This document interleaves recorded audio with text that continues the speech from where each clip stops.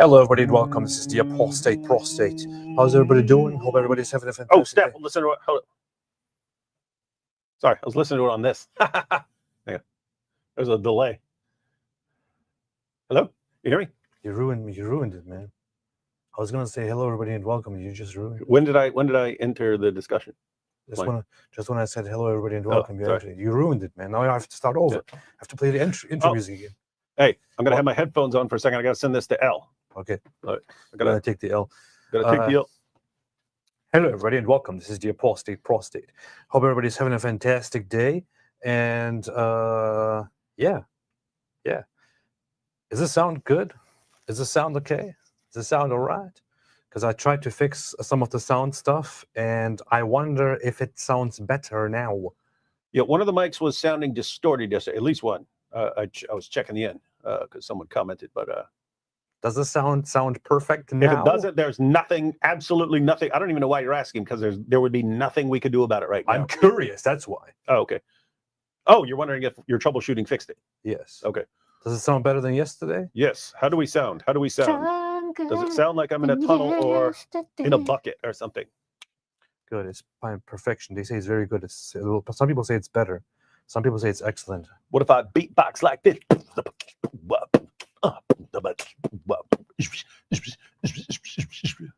I think it sounds better because I actually plugged it from a stupid sound cable into a USB cable and did it like that. So. Here's what's stupid. I'm sitting here asking how it sounds, and I've literally got headphones on, and I just silenced the live stream so I could talk to you when I could just like literally listen to ourselves. Literally. Okay. Literally. Listen. I'll tell you how we sound. Don't listen to these suckers over here. I don't trust them.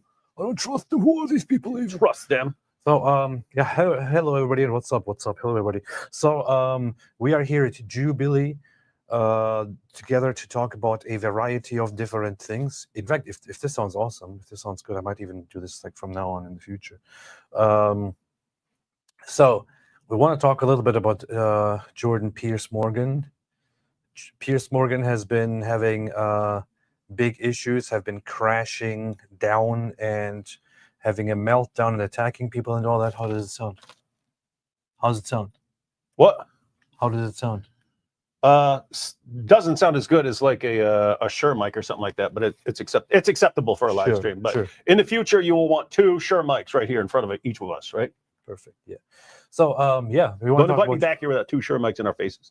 We want to talk about Jordan Peterson and not Jordan Peterson. Who's Jordan Peterson? We want to talk about Piers Morgan. Piers Morgan has been having big issues lately. I'm figuring out now that I'm so close to the camera, it's kind of making me unsharp, and it's all focusing on the wood. Hey, focus on me, man. Focus, look at me. Yeah. Hope everybody's doing a fantastic day. So I basically posted earlier on Twitter, also known as X, and also on the YouTube community tab, that my baptism is not happening. The plan was that I was supposed to get baptized either today or tomorrow in the morning, and something happened. Something got in between that, and I was informed and told now that the baptism is not going to happen now, but rather that it's supposed to happen once I have been going to the church and learning and being a catechumen for 1 year, 1 full year. So that's why it has been delayed. And apparently, it was a rule that the bishop of the region established, or the greater archdiocese, whatever.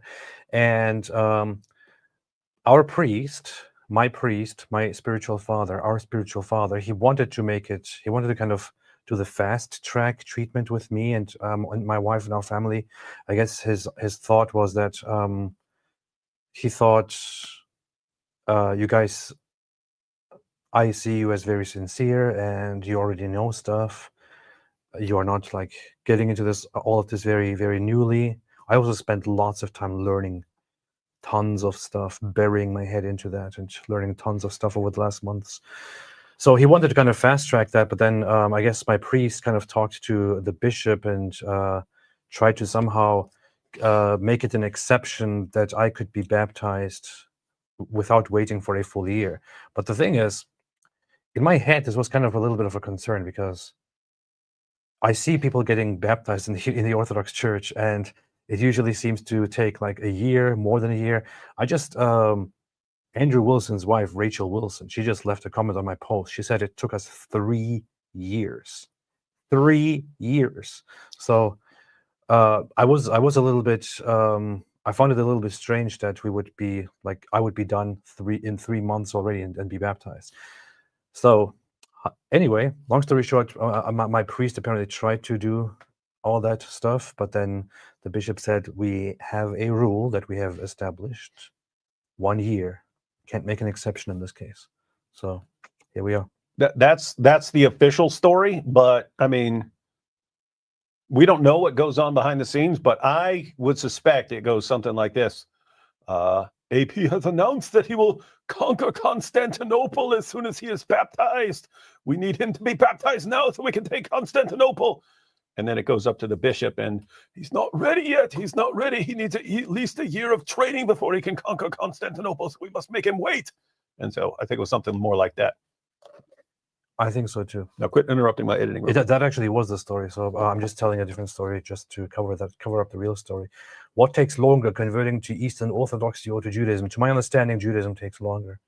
Adventists do. The thing is, we should invent a religion where it takes like 50 years to convert. Wouldn't that be cool? Yeah. Like it takes your entire life to convert. I think in Judaism, it's pretty normal that it's like on average 3 years or so, but between like 1 to 10 years. I'm saying 1 to 10 years. I was going to say 1 to 5 years, but Seth says 1 to 10. Really, 10 years? That's a long time. But then, so Judaism doesn't have the urgency of trying to convert everybody. It's like if you come into it, you are usually just turned away. You're usually turned away, and you are told, "Are you sure? Think about this and come back." So in Christianity, it's a little bit different. In Christianity, it's more like people need to convert. People need to become part of the body of the church and all that. So it is, yeah, the whole. As to my understanding, from what I have from the history of the church and of baptisms that I have studied in the Christian church, in the Universal Catholic Church, it used to be much longer. Initially, it used to be like the recommendation was like 3 years. People should be catechumens for 3 years, and then they should be baptized or something like that. And this is, I think, a tradition that kind of started in the 2nd or 3rd century or so, to kind of make sure that people actually go into it knowing what they are doing, representing it properly, avoiding persecution, avoiding infiltrations and things like that, learning the religion properly and all that. I think over time, in modern times, it has usually become much shorter than it was traditionally. So, yeah. But anyway, with me, it's just, I mean, I am disappointed. I'm kind of upset about it, very honestly, and no need to hide that. But I guess I would be less upset about it if I was told in the beginning that it would take a year, and then I would just wait out the year and be done with it. But to have it, planned for a certain time, to get ready for it, to arrange things, and then to be told actually it's going to be at the end of the year or so, it's a little bit upsetting. But right now, the best thing I can do is just to say, if this is what is being decided, then I have to accept that and be fine with it. And I mentioned to you earlier that it's a weird situation where everyone's right? Like your priest was right for saying, look, this guy's really studying hard and stuff like that. We should fast track him. He's reading more in a couple months than most people read in a few years. So we can fast track this guy. He was already wrestling with this stuff for a while. So we can kind of make that makes sense. And then he's thinking, okay, we can put him on the fast track. But then the bishop's like, no, you can't just. Then everyone's gonna think they can jump on the fast track, and we have a rule, and we can't start breaking the rules. So everyone's kind of right, and sometimes just happens like this. Sometimes it happens like this. like this. But only in Orthodox Church where they make you wait forever to get baptized. To be honest, I've seen responses like these. Crazy Bear, AP, my father's ordained Baptist preacher. Come to Texas and we got you. Here's the thing. I'll go in the backyard, baptize him right now. Here's the thing. This is kind of like if I told you, like if you said, "Oh, I'm really into icons and all that, but I can't do icons because I'm a Baptist," and I said, "No problem. Just come to the Orthodox Church and you can do the icon stuff, and still do whatever you believe." You know, it is a weird response. It is a strange. I understand where you're coming from and all that, but you know, we have different traditions for a reason. So yeah. AP understands Christianity better than most Christians. Nah, I wouldn't say that. AP is looking a little Amish with the beard. Oh, maybe this is a sign. Maybe I should become Amish. Hey, by the way, I was just thinking in terms of you being a cat human for a while, but you're like reading a lot, and so you're like you've already read a ton of stuff that would take most people like a year and stuff. But I wasn't even thinking about when someone just said you understand Christianity better than most Christians. I suspect that may be true because it's interesting. You were studying Christianity a lot, like in responding to Dawa guys over the years, and people would all be surprised, like, "Gosh, how does he know this stuff so well?" Yeah, and so, baptism is a very serious sacrament in the Orthodox Church. It's not just something that you just do. It's considered a very, very serious one. So. Just gotta wait for that. And some people think, well, but if that's what brings salvation, then if you die before you get baptized, does that mean you're going to heck? So he said heck. Does that mean you're going to HE double hockey sticks? That's not really what happened. So that's not really the understanding of it. It's just to officially become a part of the body of the church. You gotta wait for that. So anyway. Anyway, dear people, Lord Jesus said, "Verily, verily, I say unto thee, except a man be born again, he cannot see the kingdom of God." John 3:3. What does that mean to you? And why do you think this is now? Why do you think this is now important? I mean, if you're just adding that to add to the conversation, I appreciate that. But sometimes people bring this as an objection, and I just wonder what exactly does that mean to you. Jean Rossis, mental hacker. AP, please check Eastern Catholicism. Unicity in rule, not every parish, its own rules, and same liturgy, you know. Yes, AP, check out everything that everyone recommends. But here's the thing: if I wanted to go to Catholicism, I would just go to a Catholic church. I'm not really necessarily. It's not just the Eastern tradition that is mesmerizing me, and I think I gotta go to this because I like the Eastern stuff. If I wanted to be a Catholic, I would just be a Catholic. So, yeah. Crazy Bear. Advice on worrying: I fear God more than I love God. Our good works a type of love. I just worry about it. Also, do you know Resurrection Band? David, what do you think about this? Advice on worrying: I fear God more than I love God. Thank you. I was reading the rest of the comment. Our good works a type of love. I just worry about it. Also, do you know Resurrection Band? Yeah, I would say, yeah, you should be focusing more on loving God. But calling him more. We do have an entire culture that has kind of lost the fear of God, and so a good healthy dose of the fear of God is a good thing. So I wouldn't worry too much about that. A healthy dose. Uno dos. Salt Acts 22:16. That is arise and be baptized. Yeah, powerful. Cat human, you shouldn't even be talking right now. You're just one of my kind. Meow. Cat human. Imagine being a cat human for an entire year. Thracian Alpha DNA. Please, AB, tell us exactly why you didn't choose Rabbinic Judaism. I'm on a similar journey. Because he's not a rabbi. Duh. Yeah. See? Logic and reason. No, generally, when people ask me nowadays, why didn't you choose this one? Why didn't you choose that one? Why did you go to this one? It's kind of difficult to explain why exactly I chose what I chose. but I generally wanted to wait with that kind of stuff until I'm further into this. The funny thing is, I felt much more comfortable talking about religion and religious differences and all that until I decided to become religious myself. Now I feel like I just want to approach every single conversation that revolves around this kind of stuff with a little bit more caution.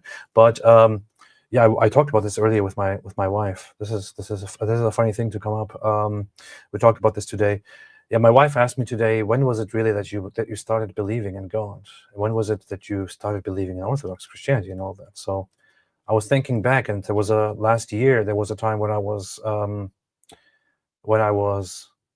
wrapping tefillin and trying to practice Jewish stuff and see if I can do it. And I was reading the Jewish prayer book in the mornings and the Psalms in Jewish style, and practicing all that. And then I call you and I'd be like, hey, how's your day going? And you go, oh, this day is going so terribly. And it was weird. Yeah. But I think it was kind of like I felt very drawn to it for a little bit. And there's also this idea that it might be something in you spiritually that is drawing you to it. But Judaism is also like it doesn't require anybody to convert. So when somebody converts or generally has the urge to convert, it is generally seen in Judaism as kind of this thing, there's having a Jewish spirit. But as I was trying and as I was praying, I felt good about it and I liked it, but I never felt like I was actually speaking to God properly. I felt like I was just pretending this entire time. It was only until there were certain things that I have great difficulties with, which I might go into at some point. But it was only until I started doing Christian prayers and trying the rosary, for example, that I started feeling that I'm actually receiving and not just trying, which drew me very, very much closer to Christianity. I know that wasn't really helpful, but more to that maybe some other time. Sigismund, yes, I'll be checking the world map in 9 months then.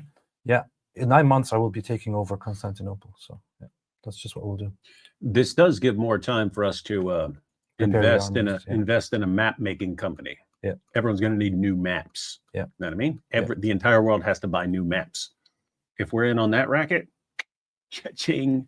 There are also pay for the entire campaign. There are also these event betting sites you could bet on. Will Constantinople be taken by this year?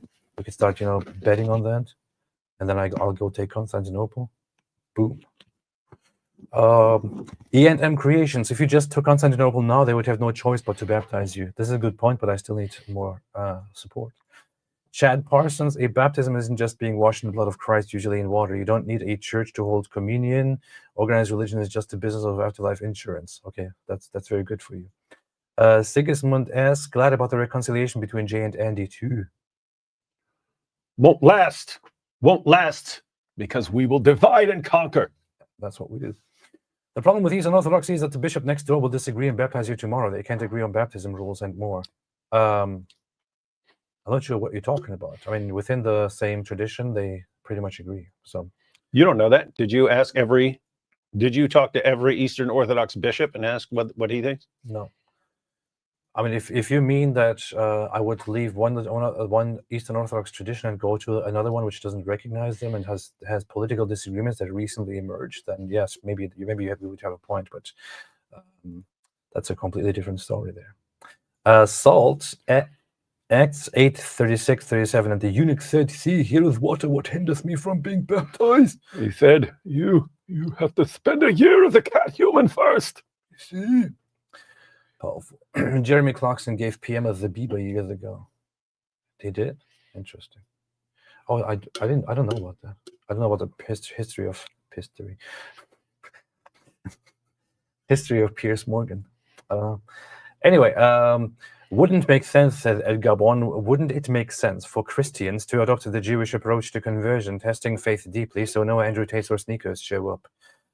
Well, I will just present from my perspective a pro and a contra to this. The pro is, yes, you would vet people and have them convert more carefully and all that. The contra to that is that, unlike Judaism, Christianity has kind of an urgency to conversion and the mission to actually, missionary activities, to preach the gospel, to invite to salvation and all that. So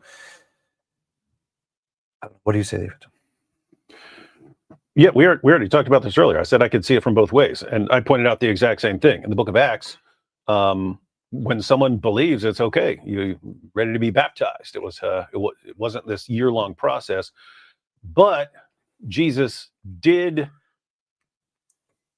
put it that most Christians that I'm around draw a distinction between like conversion and then discipleship, right? You convert, become a Christian, you can be baptized right then, and then you become a disciple over time. It seems like in the Orthodox Church, they're kind of combining it and saying that, like, okay, you have this period where like you're kind of being discipled before you're converting or something like that. Anyway, I said I can kind of see that because of the warning Jesus gave when he's talking about making sure that you're ready to follow through with something. Like if you're going to build something, you need to make sure you can actually fund the entire thing.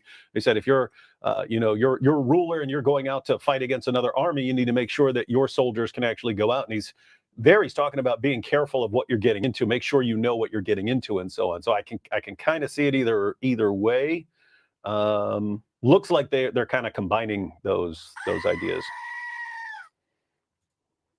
But I have to say, specifically on the issue of baptism, did not look anything like it's a year-long process in the book of Acts. So there is that. There's also another factor to this. I think it was very much around the time that the Christian church started becoming extremely popular, and people started converting in masses, and pagans in the Roman Empire. Wait, you mean at Catholic masses? No. Okay. And pagans in the Roman Empire were mass converting to Christianity. That the Christian authorities, that the Bishop of Rome and others thought, wait, hold on a second, man, hold on a second. Everybody's now suddenly converting, and we gotta check what if people actually are doing what they're supposed to do here. So they started a process of actually advising people for a while before they accept them into communion. And the thing is also, what's also very important there is that communion has a very significant role. It's something that people are supposed to come to with great repentance and knowledge, and not just randomly show up and do communion together. So that's that. There's a reason why these things were established. The Orthodox Church requires you to be an ortho-bro for 1 year before baptism, you see, says Holy Joy. Yeah, it is a requirement to go and fight with people online too. Before you become baptized. Hey, suppose you're on the fast track in the Eastern Orthodox Church, and then after your beef with Andrew Wilson and Jay Dyer, they called up the bishop, and they're like, he's disagreeing with us. No one is allowed to disagree with us in the Orthodox Church. And then it's like, okay, we'll give him a year to be on board with you guys on everything. Yeah. You didn't even think about that. Yeah. That's true. That's true. That's what they do. Yes, everybody wanted to join the Catholic Church, says Black Angel. Well, you know what? The funny thing about that, Black Angel, is that the Catholic Church, you know what that stands for, right? It stands for the Universal Church. Back then, the Catholic Church, you know what that was, right? It wasn't just the Roman Church; it was the Universal Church, and Rome was not the leader of it. It was just one part of it. Look how everything has cat in it with all this stuff. Yeah, you got cat-holic, and then you got cat-human. Everything. That's weird. Yeah. But back when everybody was agreeing together, it was cool to be the Catholic Church, and then Rome decided and said, "Oh, we are the boss. Everybody's got to listen to us, and all those who don't listen to us are not real Christians."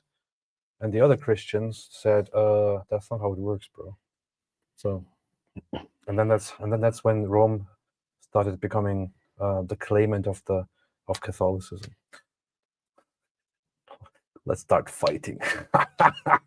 Timothy Freeman, it took me 2 voluntarily years to convert to Catholicism. Did a full round of catechism under my local diocesan parish Novus Ordo through the current CCZ, and a second round under the FSSPTLM. I have no idea what any of those things mean. Catholic Church Catechism, FSSP and TLM. What do those things mean? Please let me know. Thank you. Yeah, I became a Christian in a jail cell with a Bible, and then I found out I have to go through 17,000 different levels to become a true Christian. You see? 1045. It was 1054. Yeah, 1054 was when. So they had disagreements over a long period of time. The Rome and the Eastern churches. It's kind of funny when you think about it today. It seems like Rome was actually like the major church that the world was under, and the others were just the lesser church. But this is just in the modern context. It all happened like this after the colonizations and conquest and all that. When the split happened, Rome wasn't like the vast majority of traditional churches. It was just one of the 5 seats. And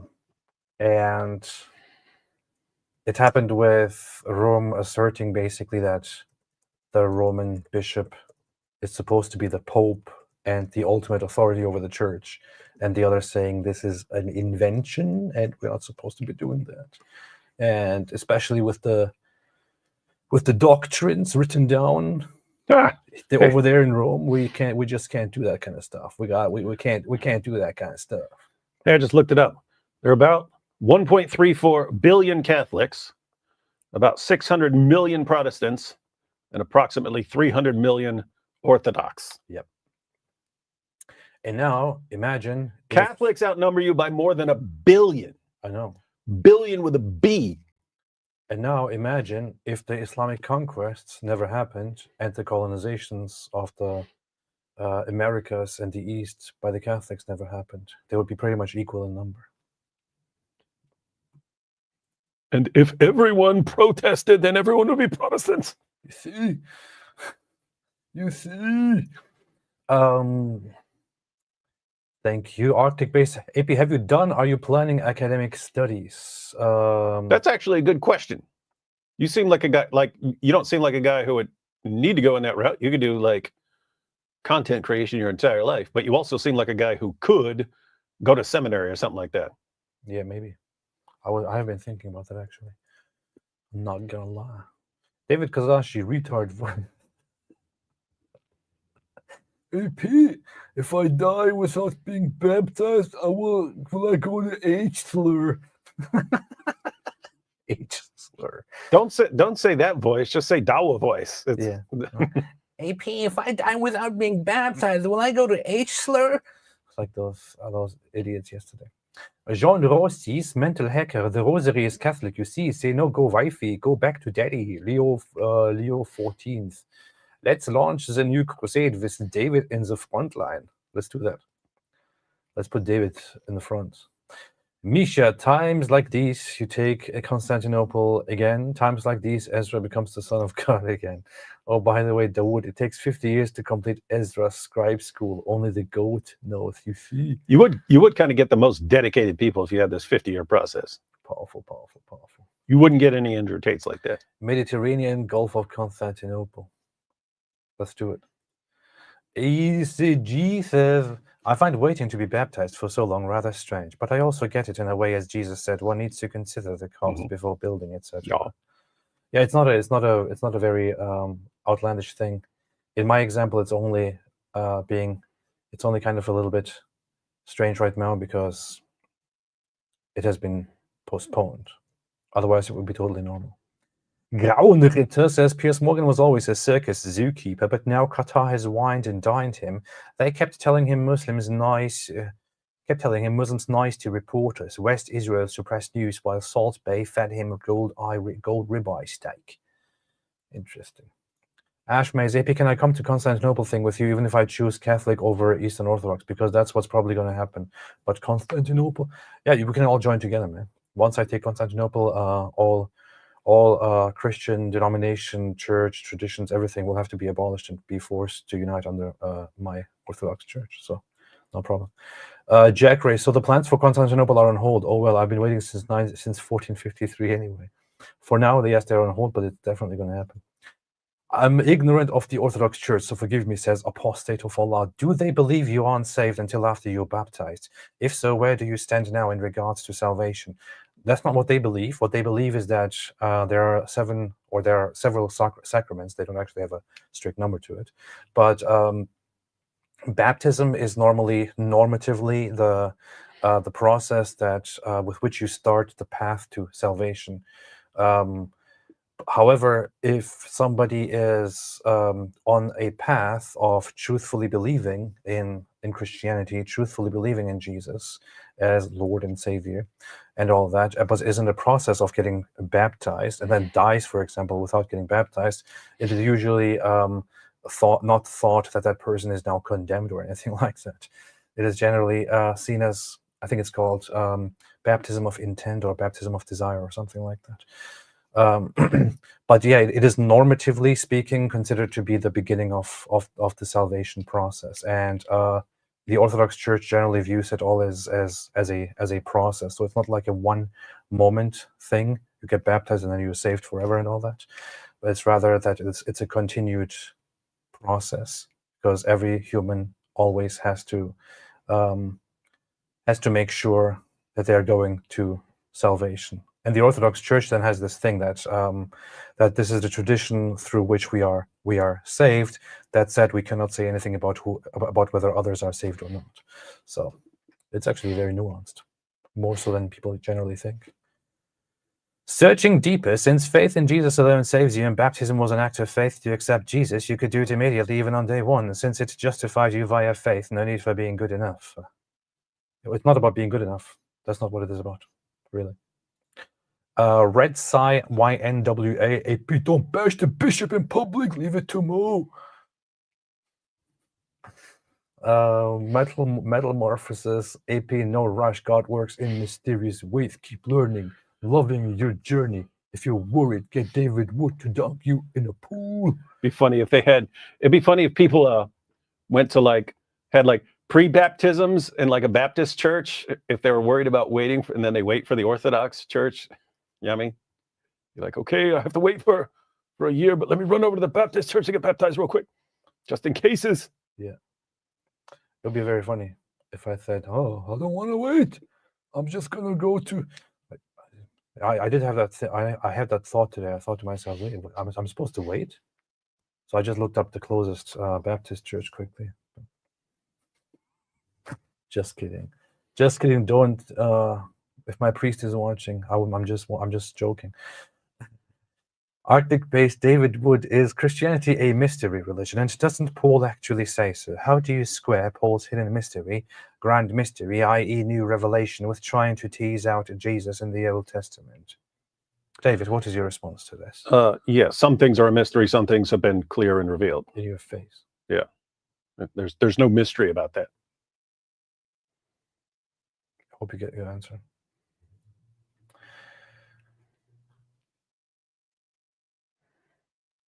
Is that in Slavonic Nikolai, or is that like Nikolai in it's just supposed to be like that, or is it different? I don't know. AP slowly Nikolai starts with an N. Genius. What? AP slowly turning into a real Serbian guerrilla under the radar. Powerful.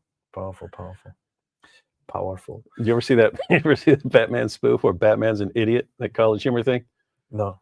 He says Superman appears to him. He's got the S on his chest, and he goes, "This stands for hope." And he goes, "Hope starts with an H, idiot."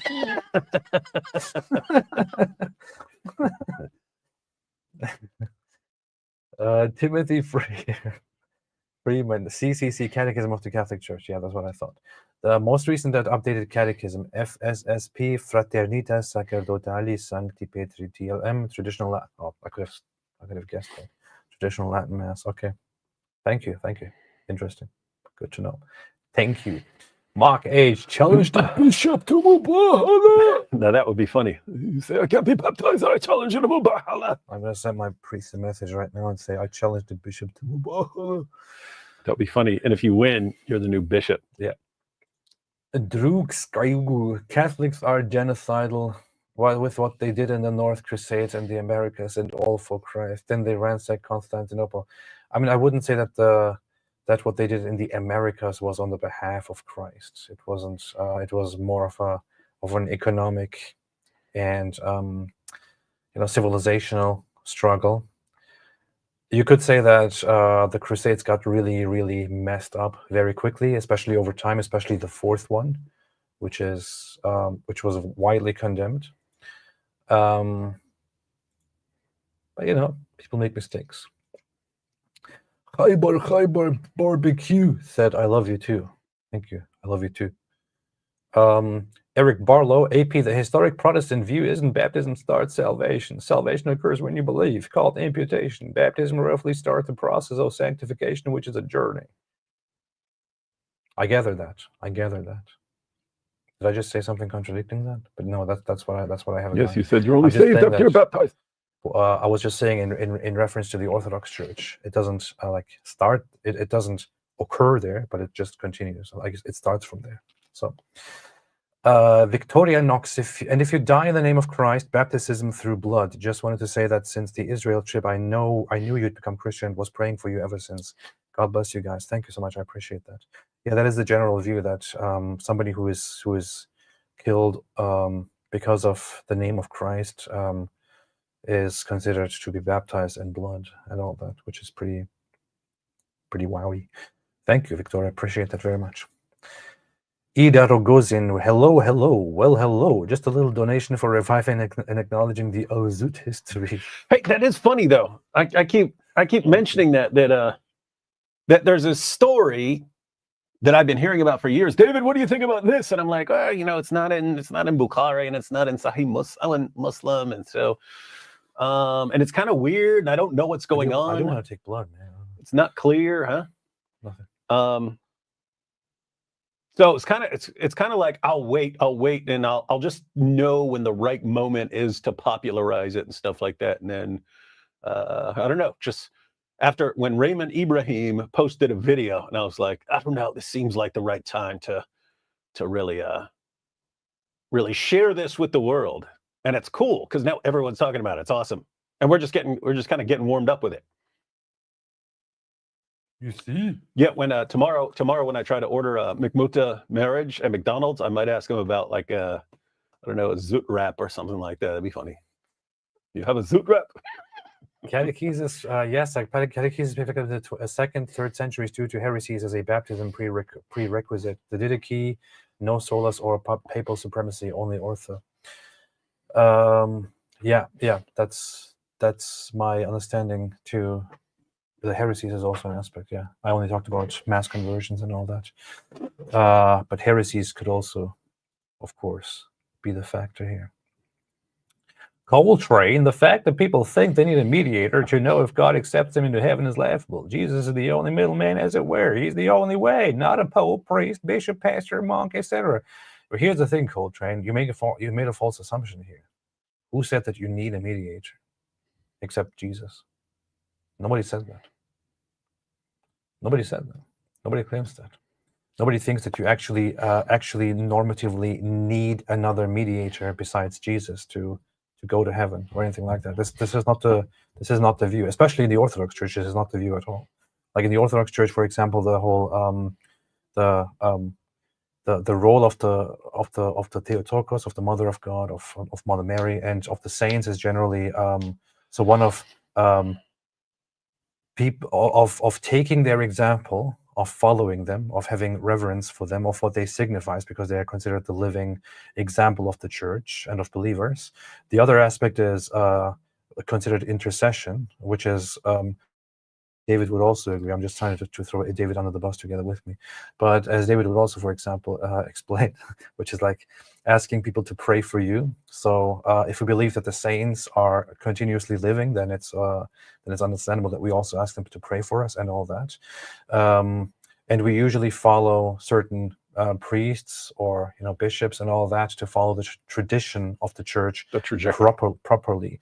That said, nobody actually teaches that you have to have these figures other than Jesus in order to be saved and that Jesus alone is not enough. Nobody actually teaches that. So that's that.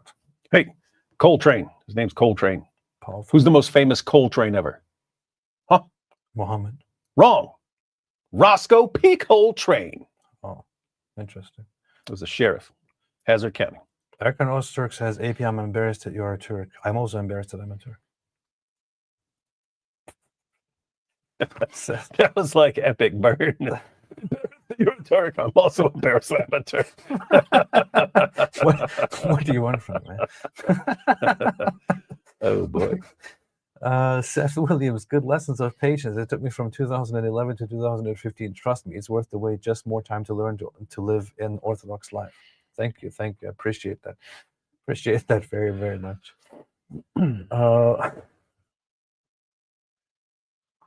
What kind of answer do you expect from me when you say something so dumb? Turks. Anyway, let's look at the Piers Morgan thing, David. What do you think about the Piers Morgan thing? What are we looking at? Are we looking at the thing that everyone flipped out about? So we talking trash when he started talking trash to some woman or something. Yeah, we want to look at a little bit of stuff here.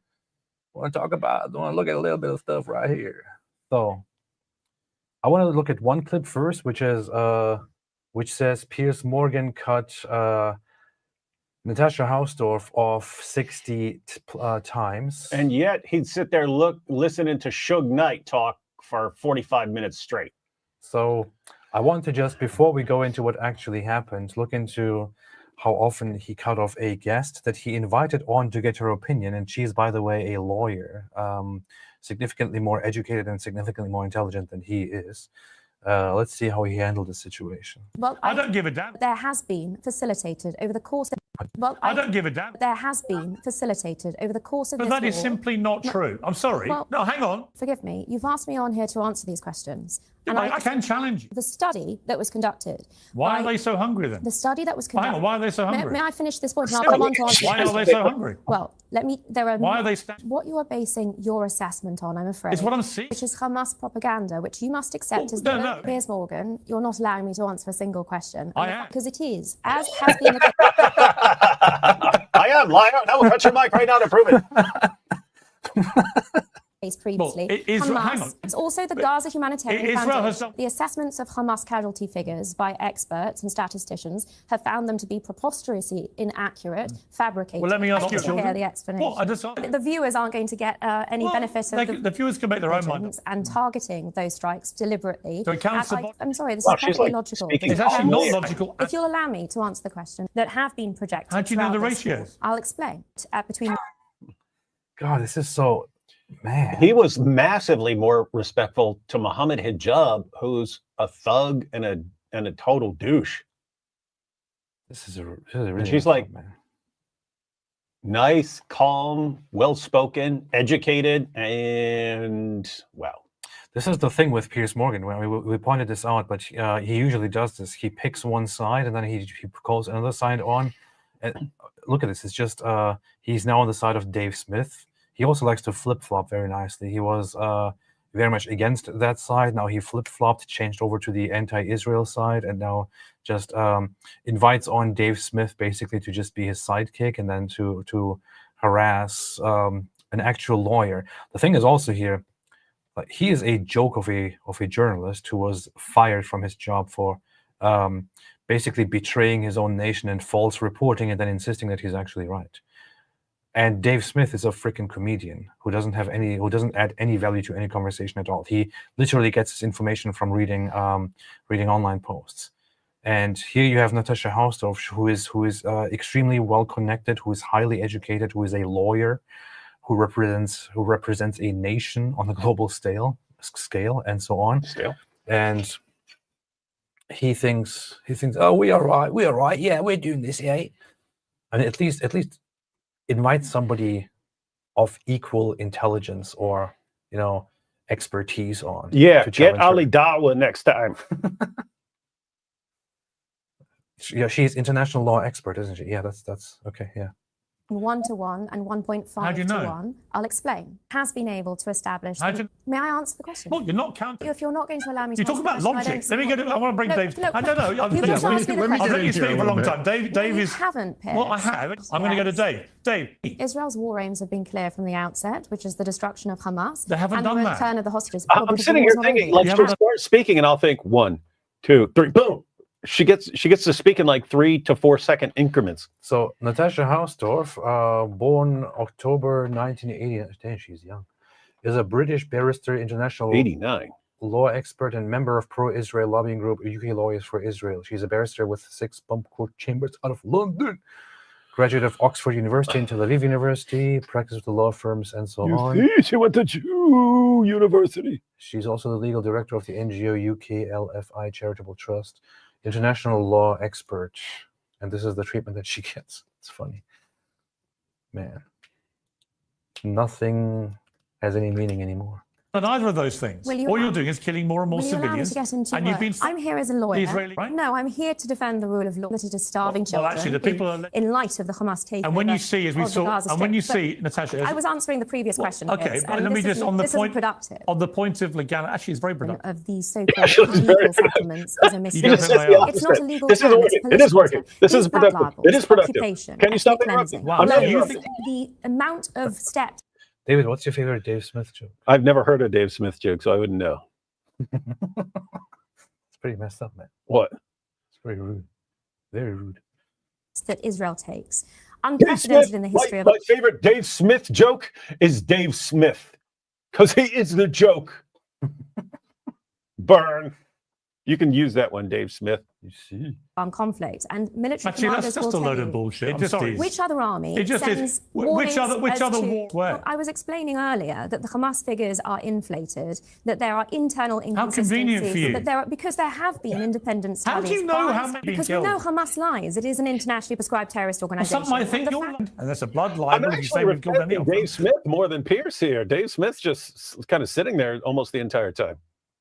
I don't know what he's doing in the full discussion and stuff, but he seemed, based on this, he seems more willing to listen. I don't know if they're only focusing on Piers cutting her off, and Dave Smith also did, but they're not focusing on that. But I mean, right here, Piers looks like the douche.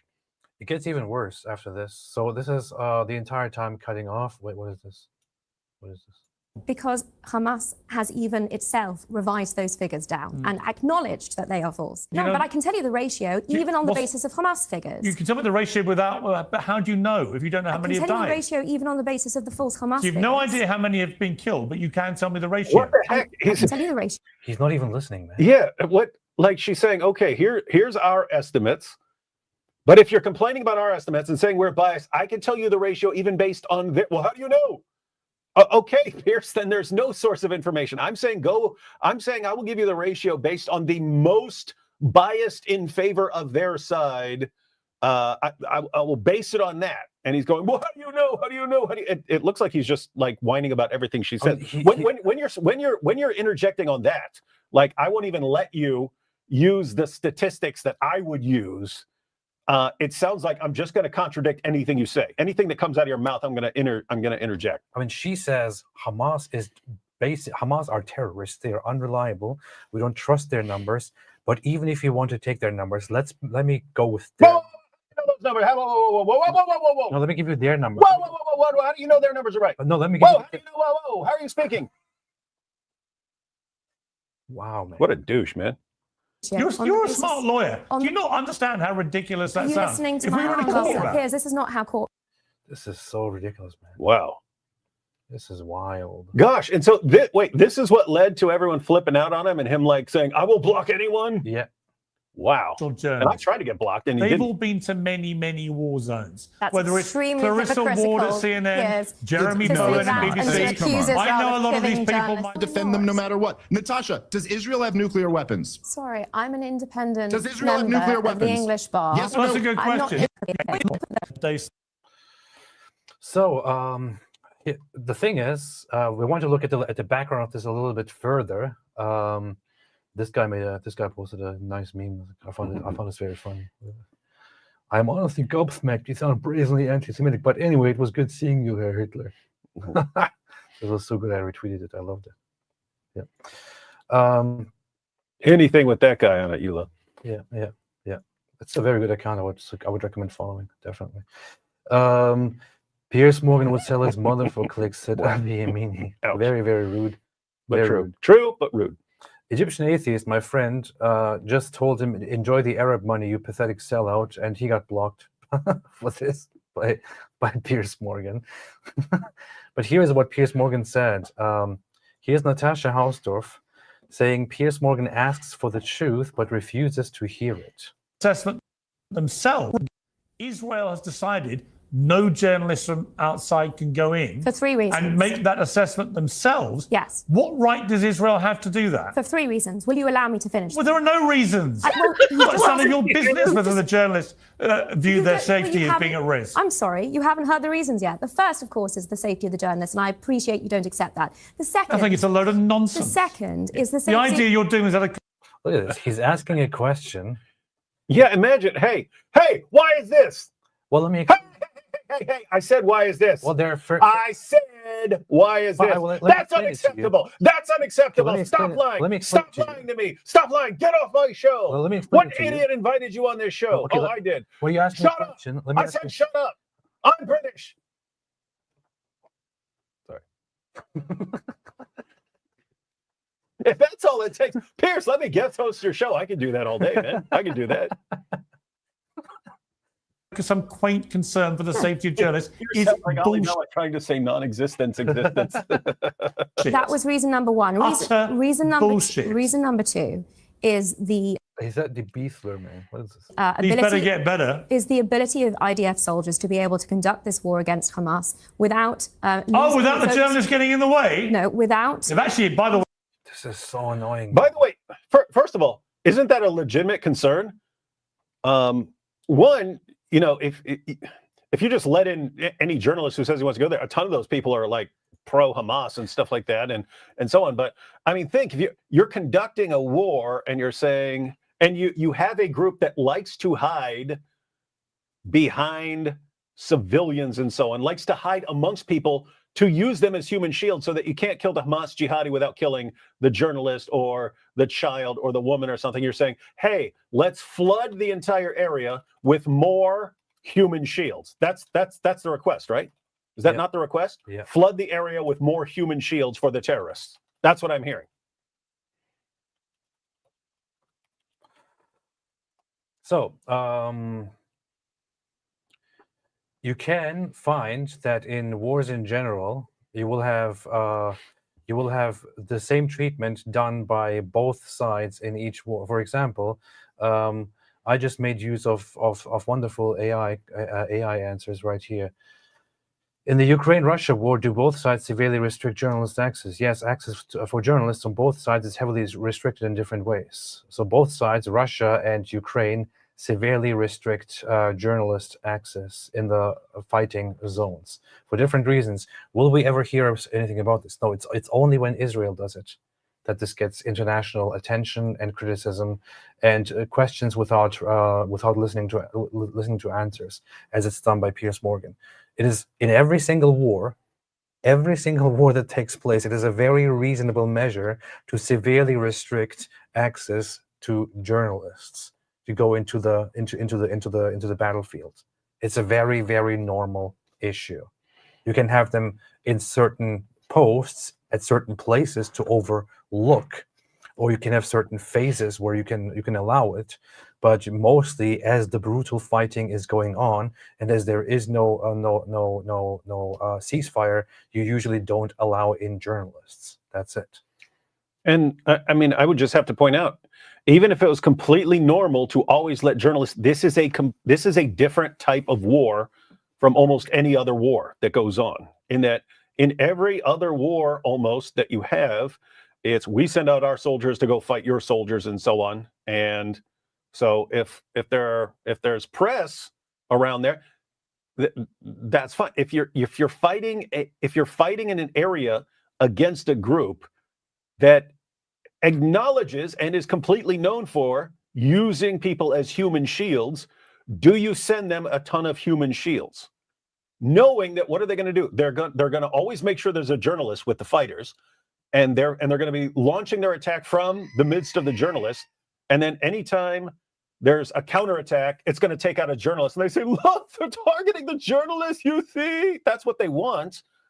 And so it kind of makes sense to say we're not doing that. This is a different type of war. You can't have the normal stuff in this war.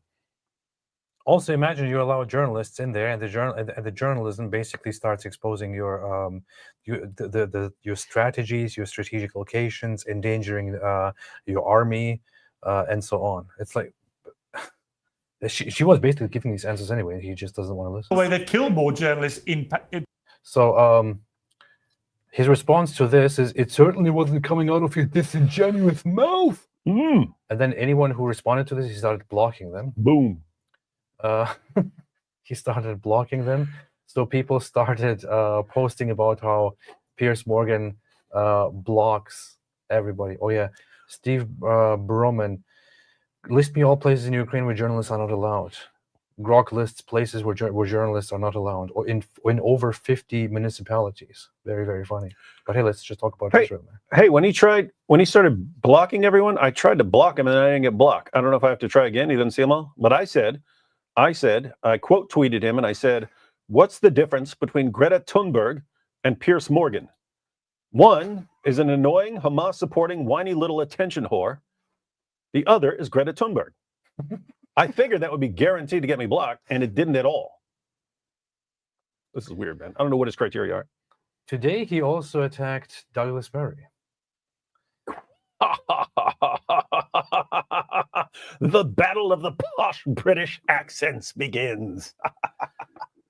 So he actually attacked Douglas Murray. And the funny thing is, he has had quite a good relationship with Douglas Murray. So when I saw it, I was wondering if Douglas Murray said something that was really upsetting to him, which is why he attacked him. But here's the video. Here's what he attacked him over.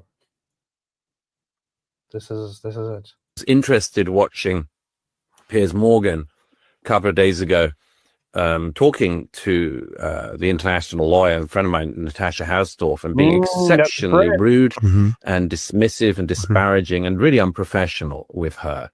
Really unprofessional. Just shouting that she was talking bullshit and not allowing her to finish an answer, and just such ugly hatred that he was expressing towards what was just a different opinion from the one that he's found himself holding. And he turns to comic Dave Smith and he says, you know, these Israelis, so they're treating us like that we're just clowns, you know, sort of thing. Again, your other guest is literally a clown. That's his job. His job is to be a clown. The fact that that's true. I don't think he's ever said anything funny to my knowledge. But it's like there in the name. Your job's to be a clown. You look a little bit at these people and you think, what do I have to pay attention to this? Where does it become serious enough that you have to pay attention? And I think it becomes serious enough that you have to pay attention when this falls into a groove which is just highly recognizable. And if it falls into that groove and it actually has some impact, and it's quite hard in our current media and the social media landscape to work out what is impactful. So that, as I say, there's been a sort of flattening process whereby an international lawyer like Natasha Hausdorff, 20 years experience at the bar, is to be invited on as a guest with a comedian, and not just as equals, but actually as her then worse off. Her knowledge and expertise makes her less desirable to listen to than a comedian just riffing on stuff he's read online. And so there's this very weird media and social media landscape. So this is it. Did he say anything that should now warrant a direct personal attack at him? No, seemed completely honest and reasonable. Little side note, when did he have brown hair? In my head, I picture him with brown hair, and he's like gray now. When did that happen? Did I miss it? Was I not paying attention? Maybe he was dyeing his hair, man. Maybe he was dyeing his hair, and now he thinks, I'll just let it go like this. I'm just wondering, can you like just go gray really, really quick? Like, could that, like 2 years from now, I just like go gray in like 2 months? Maybe. And now here is Piers Morgan's response. I like Douglas Murray personally, but on the Israel-Hamas war, he's like his friend Natasha, just a hyper-partisan hack who will defend anything Israel's government does, however indefensible. As for comic Dave Smith, he's one of my favorite repeat guests. Smart, funny, and interesting. Now, I have listened to Dave Smith's takes on things. I have to say, I don't think it's an exaggeration to say that Dave Smith and Piers Morgan combined probably have neither the IQ nor the expertise of Douglas Murray alone or Natasha Hausdorff. Yeah, can you imagine 2-on-2, like moderated, like serious, like timed moderate? You can't jump in and start screaming over the other. 2-on-2. That would be one of the biggest massacres in history. Apart from that, Piers, there's no you in favorite, idiot. Anyway, what? Before it, British people. But yeah, so this is just. It's amazing, man. This is his response to people. Then he starts blocking everybody. He starts blocking everybody. It is insane. Absolutely insane. And he attacks people who actually call him out on this stuff. He attacks people who call him out on all of this. And then we have here something very, very funny. So Piers Morgan is ethnically cleansing his entire X timeline. That's funny. Because he got called out. So he's going around and he's blocking pretty much every pro-Israel account he can find. And here's why. Piers Morgan. So, yeah, he's going through. This guy has some wicked blue eyes, man. Going through all the accounts and blocking it. This guy is, his name is Misfit Patriot. His eyes are as blue as the twilight, but he's jealous of my brown eyes, which are as brown as brown shoes. So he's just going around blocking everyone, and most people just for saying some random stuff like, "This was very bad for you." And yet, I make fun of him as worse than Greta Thunberg, and I can't get blocked, man. I wonder if he's like, "Oh, Greta Thunberg is the greatest human being alive, so that's a compliment." Wait, this guy actually blocked Piers Morgan himself while Piers Morgan was following him, but he decided to block Piers Morgan. In your faith, Piers Morgan. That's funny, man. That is funny. I wonder how long he's going to be able to keep this up, because he's going to tick off everyone, right? Like, Muslims were mad at him for the longest time for even allowing anyone to defend Israel on his show at all, or even asking questions about anything. So they were already enraged at him. Fortunately for him, they will flip-flop very quickly. Like, if you attack the Israel's defending lawyer and so on, then they will, I would guess they're going to flip-flop and be like, Piers is the greatest journalist of all time now. You see? But seriously, I mean, how long can you keep it? Because if Piers is flip-flopping and you keep enraging people, like, how long before it costs you too many viewers? It's true. You see, in a cruel irony, a show called Uncensored effectively censored a guest through aggression and derision, says Jonathan Sacerdoti. I remember that name from somewhere.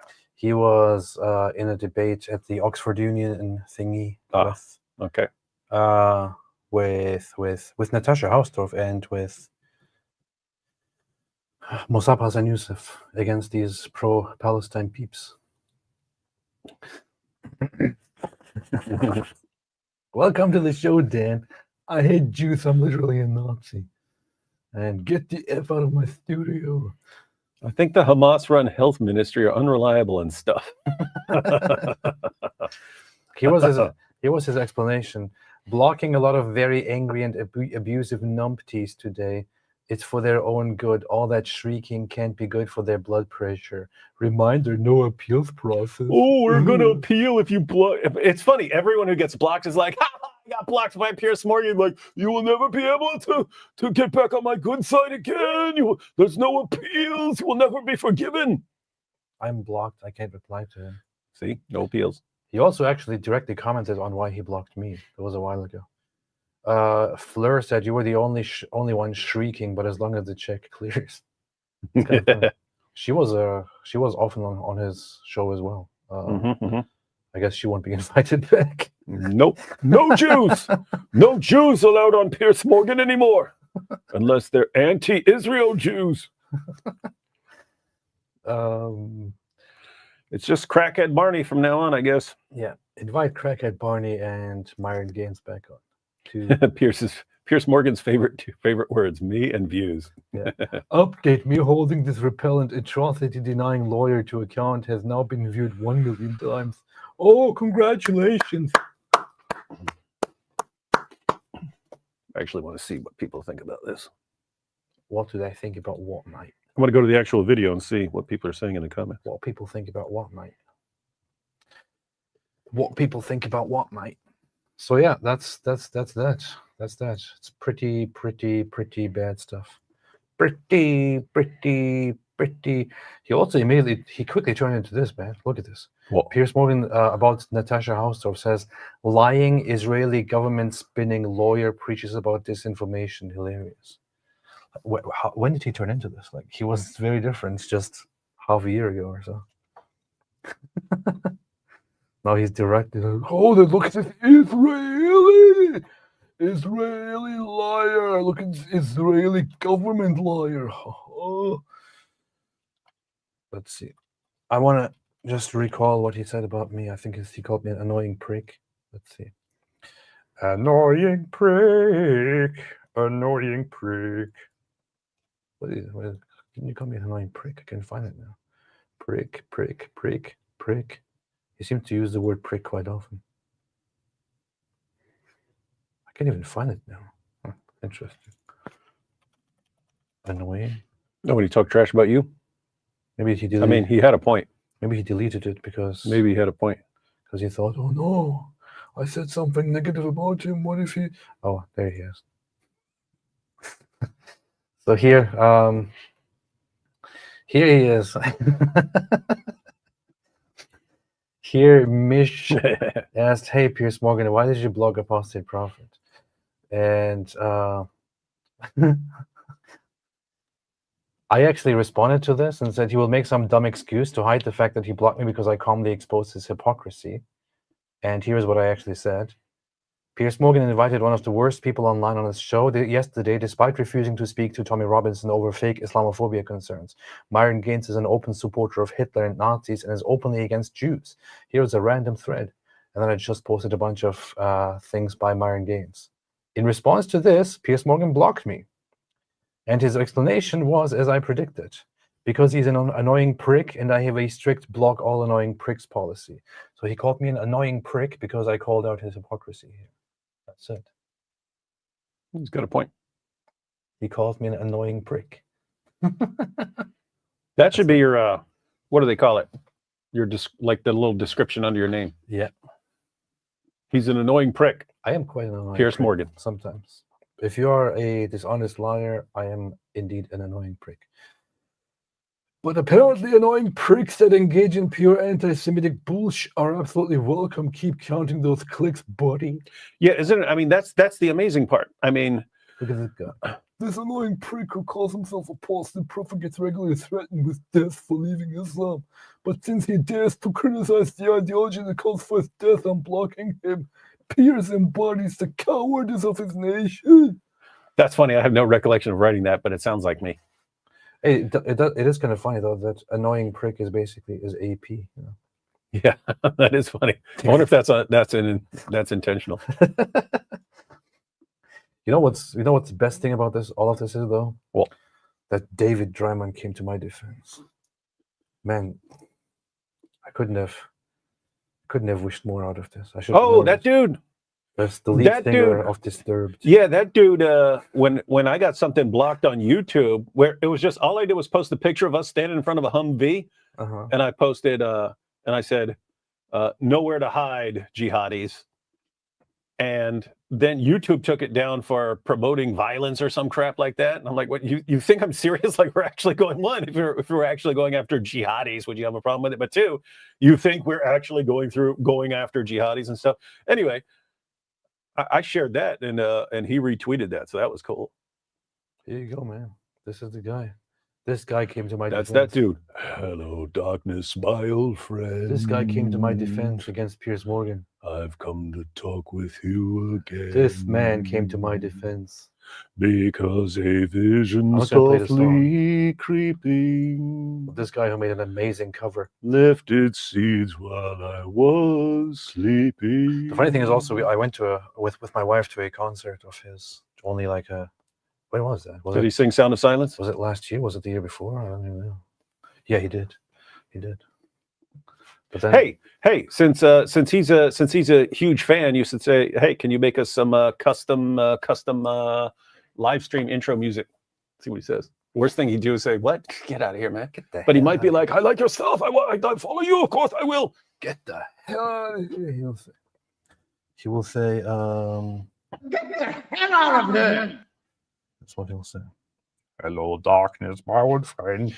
That's a weird situation. There are occasionally people who sing a song better than the original. I mentioned that with Joe Cocker and his version of what would you do if I sang out of tune? He crushed the Beatles.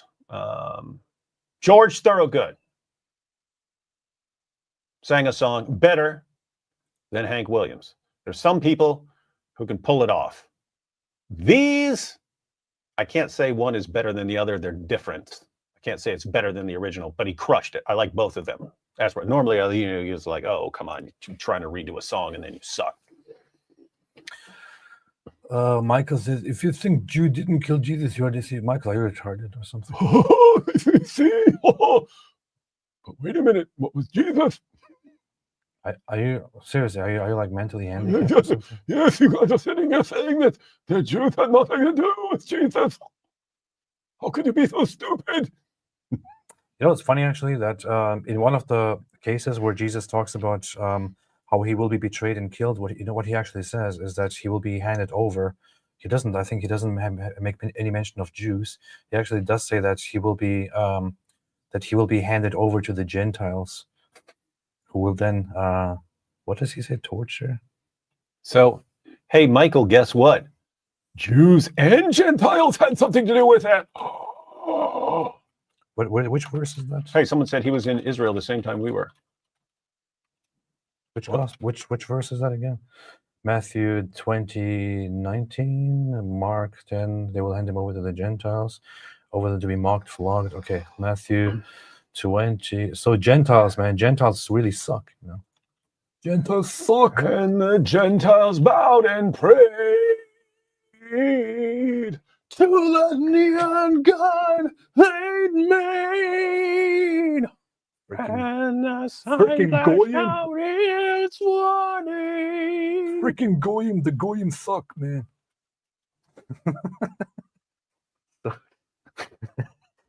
Did you not know that the Jews sit around calling you Goy all day? Look at these in your face. Jesus foretells his death a third time, and as Jesus was going up to Jerusalem, he took the 12 disciples aside, and on the way he said to them, see, we are going up to Jerusalem, and the Son of Man will be delivered over to the chief priests and scribes, and they will condemn him to death, and deliver him over to the Gentiles to be mocked and flogged and crucified, and he will be raised on the third day. It's very interesting. He talks about how the chief priests and the scribes will hand him over, and who will be doing all the bad stuff to him? The Gentiles will mock and flog and crucify him. Freaking Gentiles.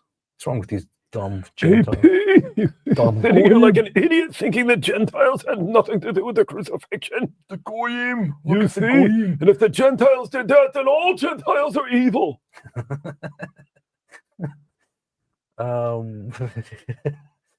Stupid Goyim, man. What's a Goyim? Dumb Goyim. Arshmite, I'll take water baptism, thank you.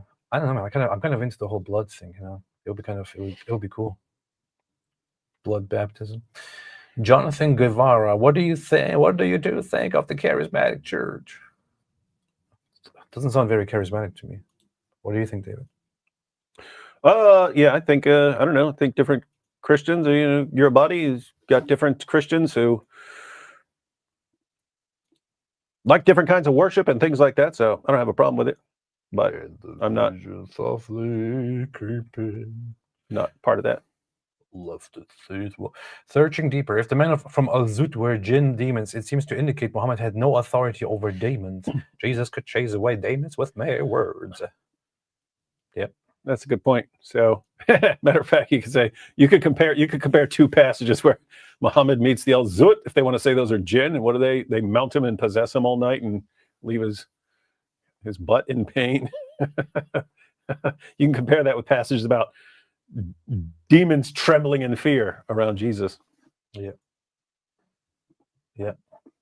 Adam Bernard, two bros chilling in a super based man cave. Enjoy getting dunked. Yeah. Not happening. Like in December, maybe, and then they'll probably reschedule it then. Say, no, we've decided to go back to 3 years. The God particles that in Europe we don't see a difference between ISIS and Turks. It's pretty racist. Brian to the Booze says, AAP, I entered as an inquirer last summer and charismated Pascha. My wife has to wait till next. We like that this ain't a drive-through wedding. We're praying for you. I entered as an inquirer last summer and charismated at Pascha. This Easter. My wife has to wait till next. Wow. I know, it just came as a big disappointment, so I was kind of upset about it, but I see how mine was meant to be very short. Mine was going to be very short if it was going to happen this weekend compared to most people. So, Mrs. Ali Dawa says, new Al-Zut song, yeah, great innit? Like a prophet touched for the very first time. Ida Rogozin, you can see that David is spending more time with AP. He started to touch and mess with his beard more like AP. Are you copying me, man? What's wrong with you? Jack Gray, let's make it interesting. Natasha Housestuff has better connections and a superior accent to Piers. Will Piers get the Tommy treatment now? He should. He did say that he is Tommy Robinson did announce that he's going to be on Piers Morgan, right? That's what it sounded like. I don't know if they set anything up officially, but it sounded like they're both willing. I got Tommy schooling Piers, man. Schooling him. Humiliating him. I feel bad for annoying prick. I know. I'm as annoying prick. I'm very sad right now. My name is Annoying Prick, and I'm pretty sad. Pretty sad. Someone said there's a war going on in LA. Did I miss something, or are they just saying like in general? There is no war, man. I'm looking it up. I'm looking it up now in your face. A war between the state of California and the state of Nevada. Oh, clashes resume in LA. What clashes? Immigration enforcement draws new protests. Tear gas and flashbangs have been used to disperse crowds protesting the operations. Okay. I saw a video earlier today where they were trying to stop an SUV or something that was carrying illegal immigrants, and the SUV then tried to get out the way and eventually ran one of the guys over, then left. Hey, look. Trump says Musk will pay the consequences if he starts funding Democrats. Have you seen any indication that Musk wants to fund Democrats? Sounds like if he does anything, it's going to be starting as a new party. To be very honest, I don't think there's much that Donald Trump can actually do to Elon Musk. Or the other way around. Except they can humiliate each other. Which kind of sounds like a problem. Serge Yasu in Tokyo, he wants more momos in Japan. Nail Bunny with Douglas Murray, she won Monk debate 1 year ago.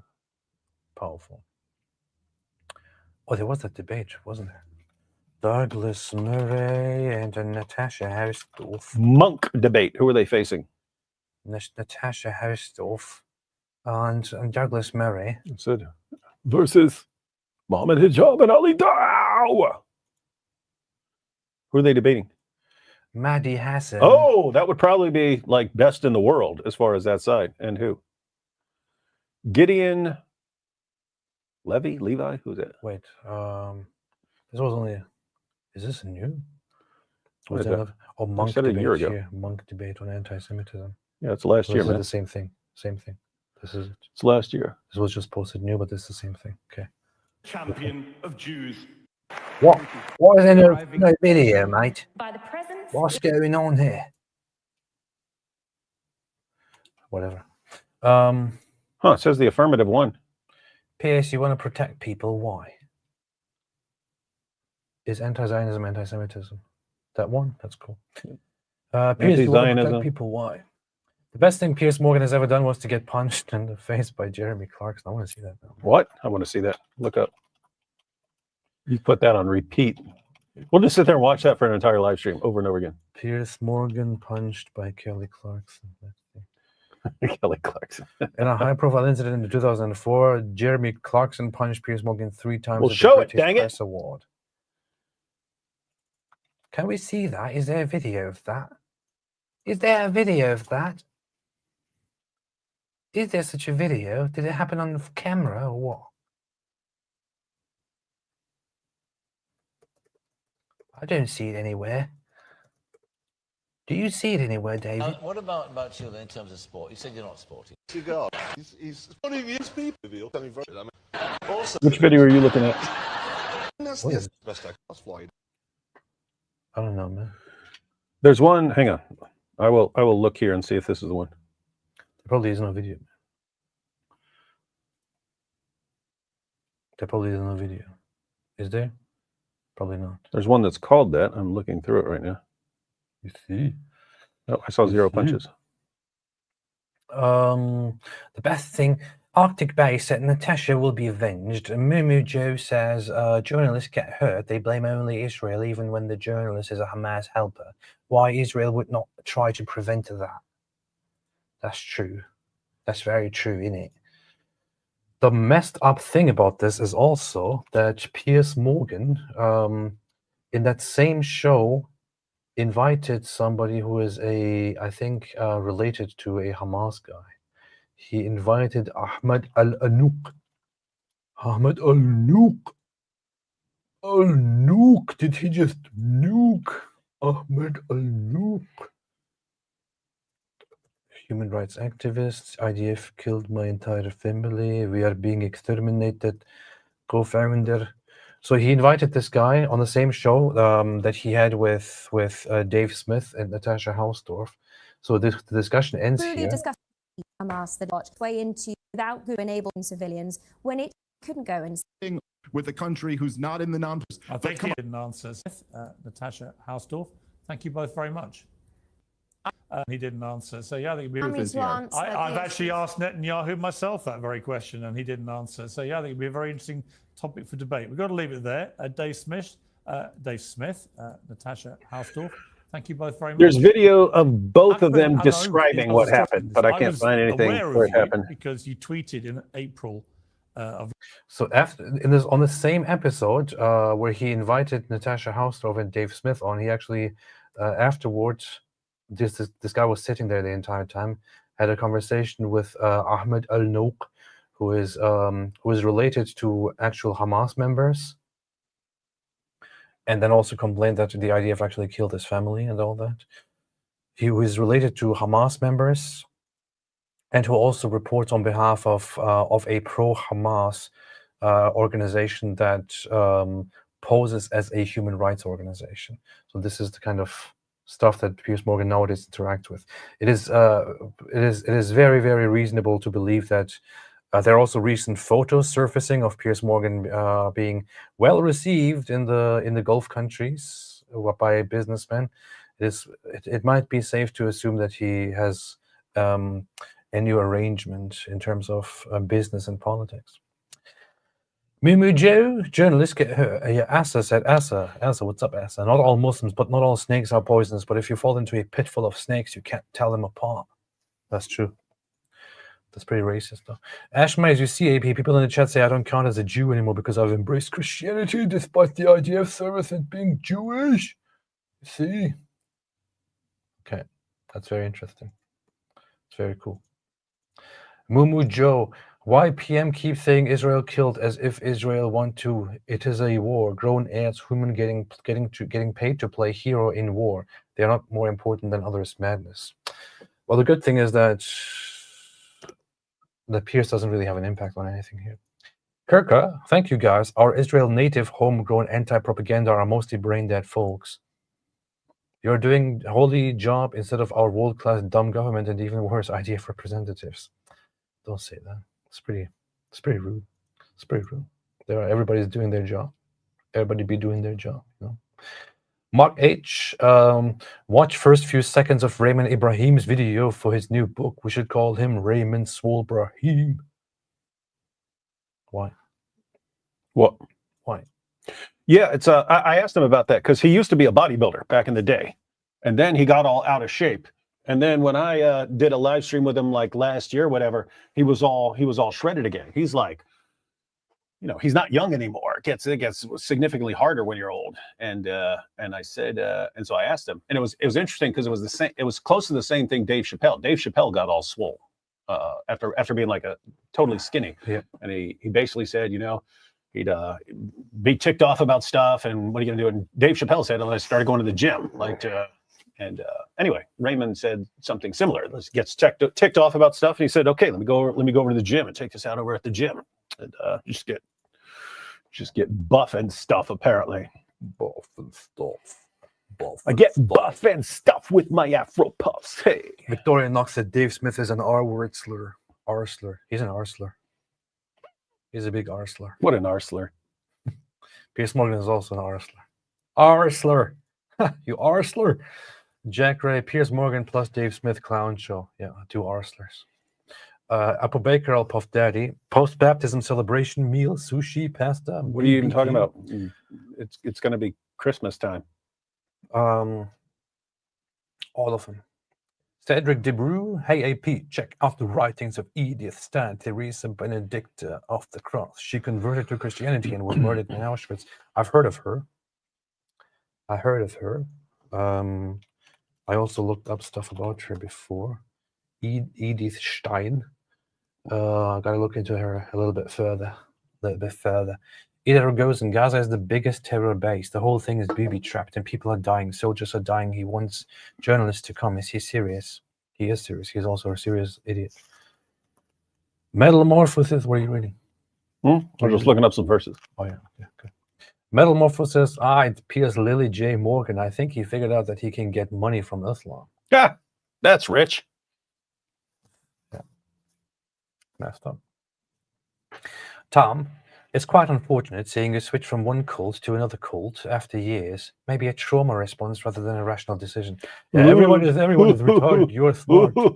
You're the most intelligent person out there. Everybody else is like unintelligent, stupid. Thank you for the financial contribution, though, Tom. Thank you for this very, very intelligent remark. Yeah. Thank you for honoring us with your with your very intelligent presence. Wow, we're like, I've never thought of that. Never heard this before. I only heard that like 1,700 times a day. Wow. For the past 15 years. Never heard this before, man. Not the most original bunch, are they? The most amazing line I've ever heard in my life. You left one cult to another cult. Hey, you forgot to go Sky Daddy, Sky Daddy, Sky Daddy. Sky Daddy, your God doesn't exist, by the way. Never thought about that. Never thought about that. Out of the frying pan and into the other frying pan.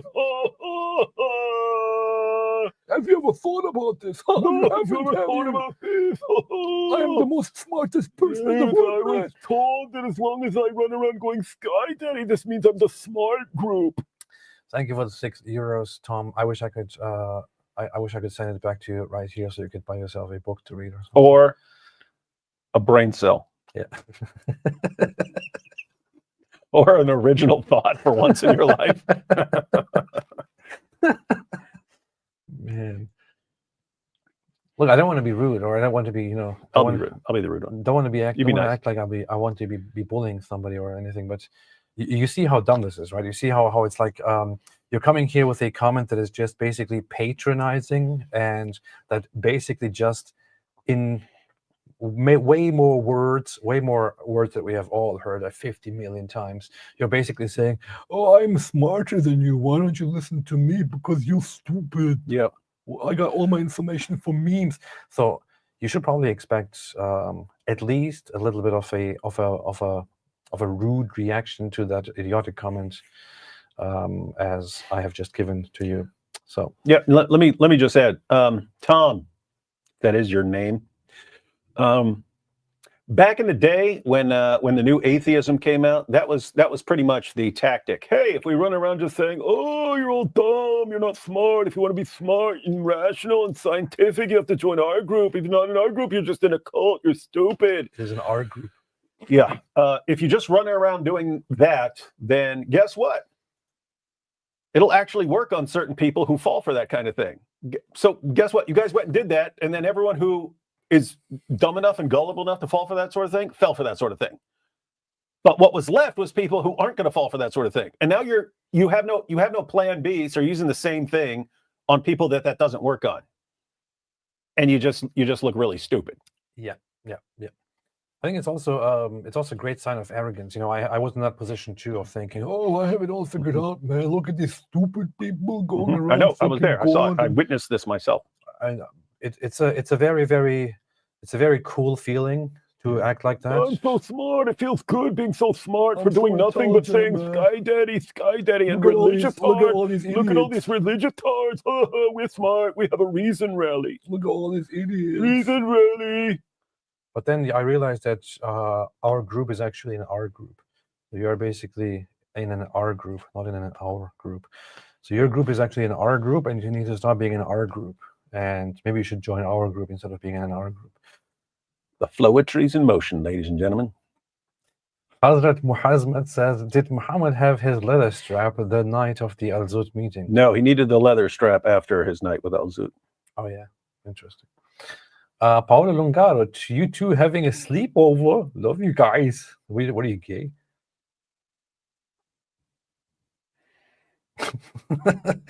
Joseph said, Disturbed is amazing. Oh, hi, David. Disturbed is indeed amazing. Yeah. Oh, they were amazing until I found out there was a Jew in the group. And why are they called Disturbed? If they were amazing, they wouldn't be disturbed. Yeah, I thought they think the Jews are disturbed. It doesn't make any sense. Collective consciousness. By the way, I noticed that AP removed Z from his X bio. I wonder what changed. I recently removed a bunch of things from my bio. I might put it back sometime again. You had a Z in your X bio? Yeah, there was a Z like for Zorro. Then I removed it. Yeah. The fatwa, Piers to me has always represented the establishment view. I never saw his views as principled or his own. It's scary to me. This may be the new established view. That is a serious concern. We mentioned that earlier, like how quickly. I mean, if you went back like 10 years and said, mainstream journalists and things like that, and everyone's going to be, on the side of freaking Hamas, you'd be like, come on, man. This is not going to, come on, man. Yeah, it happened in the 20th century. It's not going to happen anymore. Wrong. Just happened right in front of your eyes. Look at how fast people can just flip based on the peer pressure of a bunch of idiot college students screaming. It's amazing. And a bunch of people going, we're the victims. Yeah, we went and slaughtered a bunch of people and then raped a bunch of people and they took a bunch of hostages, but they're retaliating. Oh my God, they're retaliating. Yep. Ida, what's up? OMG, you can't say retard. That's true. That's true. You can say retard. Shouldn't say retard. What do you think about saying the retard word? Holy Joe, would the Islamic dilemma be destroyed if we went by the last time it was mentioned chronologically, or would it stand since it was never abrogated? What? This makes sense. What do you think, David? It stands. There's nothing that changes anything in the Islamic dilemma. Like it runs throughout the entire Quran. You see. U351, nice B. Does David have a dedicated accent for Orthobros? We don't do Orthobros accent, man. Orthobros are the most respected people in the world. So my Orthobro accent would be exact same as my Dawood dude accent. Huh. Oh, I'm an Orthobro. Look at me. Paolo Longaro. Ironically, Latino immigration is the only thing that can save birth rates of Christians in the USA. In US and A. I'm actually here to change the Orthobro community, so that's what I'm doing. Powerful. With my interventions, the Orthobro community is going to become more respectable. I'm also kind of on a path of infiltrating the Orthodox Church and changing it toward how I think it should be instead of how it is. Just going ahead and moving forward with that. Sean Ferris, John 10:18. No one takes it from me, but I lay it down of my own accord. I have authority to lay it down and authority to take it up again. This command I received from my Father. Yeah, I don't really understand how anyone who actually reads the New Testament fully can come to this whole conclusion of blaming a certain group for killing Jesus and saying, look, well, this is what they did. This is what they did to Jesus. I mean, it's very, very clear in every single gospel, and also in the Romans, in the other New Testament books, that it is that Jesus comes and does it of his own will. That this is the plan. That he also clearly and explicitly says several times that it is out of ignorance that people are doing this, what they're doing. And his last words are, forgive them. So, and then to actually make it about Jews is just the most ridiculous thing. Considering that the disciples, the apostles, and Jesus himself are all Jews. They cite one passage where Paul says, and the Jews who killed Jesus. And they say, look, he says the Jews killed him, thereby completely misunderstanding the context in which he talks about the people or their leaders killing Jesus in comparison to the community in the church that he writes about also being, persecuting the people and so on. It's not about Jews, it's about the leadership of the people out of ignorance, going with the plan by the will of God himself, by the will of Jesus himself, who lays down his life, and fulfilling the ultimate plan. The reason or the conclusion of all of this should never have been in anyone's proper mind that we now have to hate a certain group of people. This is so ridiculous. Did you want to say something? Yeah, the mature perspective is that everyone's involved directly or indirectly. Indirectly because we're all sinners in need of a savior. And you had Jews and Gentiles involved. It's just weird. No one says, oh, you're saying Gentiles, you're saying that Gentiles must be destroyed and the Gentiles today are responsible. Like, people do that with one group. But it's interesting that various people over the centuries, like, they get that point. I forget who it was. Was it like Rembrandt or something like that, who did a painting of the crucifixion and he made himself like one of the people who was crucifying Jesus? What? It was one of those painters. I think Rembrandt. And then, like, for the Passion of the Christ, Mel Gibson, when they're putting the nail in, he made sure it was his hand that was holding the nail and stuff like that. They're like, hey, this is all of us here. Very, very totally based. Hobocop says, I'm Ali Darwa. Welcome to the Darwa. I'm gonna show you all the shapes. You're gonna hear me scream. Go ahead, read it, David. I'm Ali Darwa. Welcome to the Darwa. I'm gonna show you all the what is this? I don't even know how to say that. Shapes. Oh, you're gonna hear me scream. I don't know if that's supposed to be something we're familiar with. Put it back. It's gone already. Put it back. Can't put it back. I know what it is now. That was Welcome to the Jungle, man. That was Welcome to the Jungle. Is it? Yeah. Shapes. Can't find it. Welcome to the Tower. Here? You got it. Here. I'm on the Tower. Welcome to the Tower. Shapes. I don't know exactly how it fits into the song. We scream. Ashman says David would stop. That's almost as annoying as the original. Yeah. You know, it's weird. I hated Guns N' Roses when they came out because everyone else in the middle school liked them, and I was like a contrarian. Wasn't until later that I started liking some of their songs. Yeah. Last spicy ramen. AP, I trust your spiritual father's decision. It wasn't even really his decision. His decision, he wanted to do it quickly, but it didn't work. He's like, this man is clearly going to be a future pope. We need to fast track him. I trust your spiritual father's decision that it has been decided with best intentions, even if upsetting. Now David Wood can go to liturgy with tomorrow and come over for Christmas. Keep up the awesome fight. Powerful. Oh yeah, we're going to liturgy tomorrow, right? I don't want to, but I got to check out of the hotel, so I might have to. Isn't that weird? Yeah. I don't know. We'll have to see what time stuff is. The liturgy starts at 9:30, so you got to wake up early and go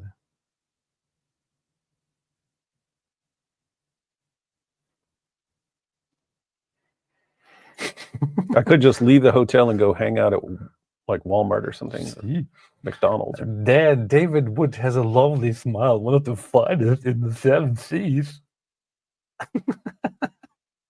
Rick Martell, AP, is David Wood scary in person?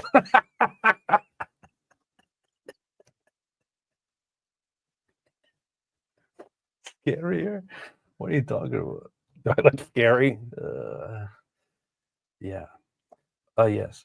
Ashman, AP changes his opinion on atheist confirmation bias. Yeah. Yeah. You see. My wife said he scares the dog. Your dog's funny. You could just turn around like this and the dog will jump. Yeah. But he's become kind of best friends with you over the last days. Yeah. I'm growing on him. Yeah. Powerful. Hi guys, I'm reading The Case for Christ by Lee Strobel. Any other recs on learning about Christ, Christian incorporation in psychology? Sorry if that's very specific. David, what are your recommendations on this? What do you mean incorporation in psych? Psych. Fuck.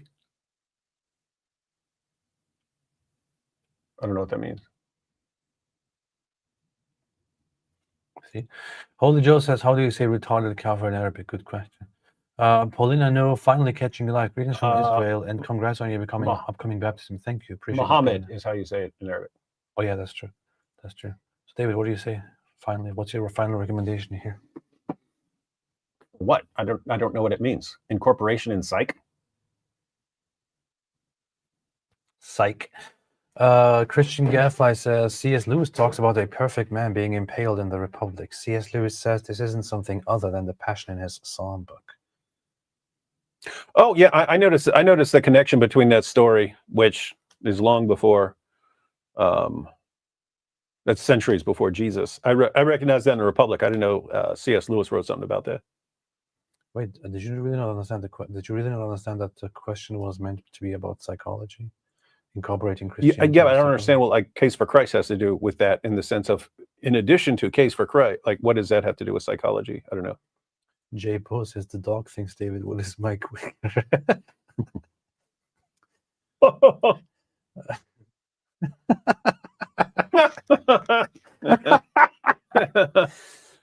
Did I walk in and attack every Christian on the planet? Yeah. Johannes Faktutum, hang on. What did I miss about IPs? You're not a cat human anymore. No, I am, but I'm a cat human for a even longer period now. That's that. Show the dog. I can't do that right now. He'll be all crazy if he comes here. That dog that's a big dog. That would wreak havoc in here. Yeah. If somebody appeared here, he would kill that person. So he's a monster. Velvet Jazz, the Jews was mentioned on and off in the Gospels, like you said, but it's like when we say the Chinese, when we mean the CCP, the leaders, not the people, are the problem. Yeah, the only Gospel, to my understanding, right, as far as it refers to those who oppose Jesus as the Jews on multiple occasions, is the Gospel of John, and in that case, it's quite obvious that it refers to that when it speaks in the context of them opposing Jesus and all that, it usually talks about it talks about the leaders of the people. It doesn't talk about them as a whole. It contrasts the people and their leaders. For example, the people and the Jews. They're all Jews. The Jews. The funny thing is also my Orthodox study Bible. The Orthodox study Bible actually points that out. it says that the Gospel of John frequently uses Jews, but it refers to the leaders here, not to the people in general. And by the way, that's the Orthodox Study Bible. But the people are arslers. But the people are arslers. Anyway, anything else, David?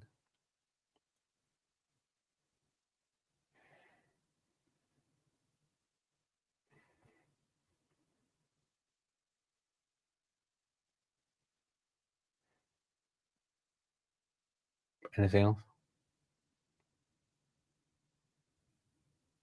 No? Okay. Muslim JP. Well, it depends. What do you mean by leather? What do you mean by strap? What do you mean by eight? All right, man. All right. Thanks everybody for watching. We've only been live for 1 hour and 45 minutes. What the heck? It's the shortest live stream we've ever done. The shortest live stream ever in the whole world. I don't think there's anything else to talk about though. So that's that. I guess we can call it a night here. We gotta go to service tomorrow early in the morning anyway, which David will attend, and he's very excited about that. He's been talking to me about it all day long. So, your favorite blades. Some denominations do pray to saints to intercede for them. We can pray directly to God, and Jesus intercedes for us, not souls in heaven. Okay, what's your point? What's your point here? Thank you. You can also ask people to pray for you. Why do you do that? Did you ever ask somebody to pray for you? If so, why do you do that? Just ask Jesus. It's your problem. All right. Thanks everybody for watching. As always, have a fantastic day. And as they say in Goatington,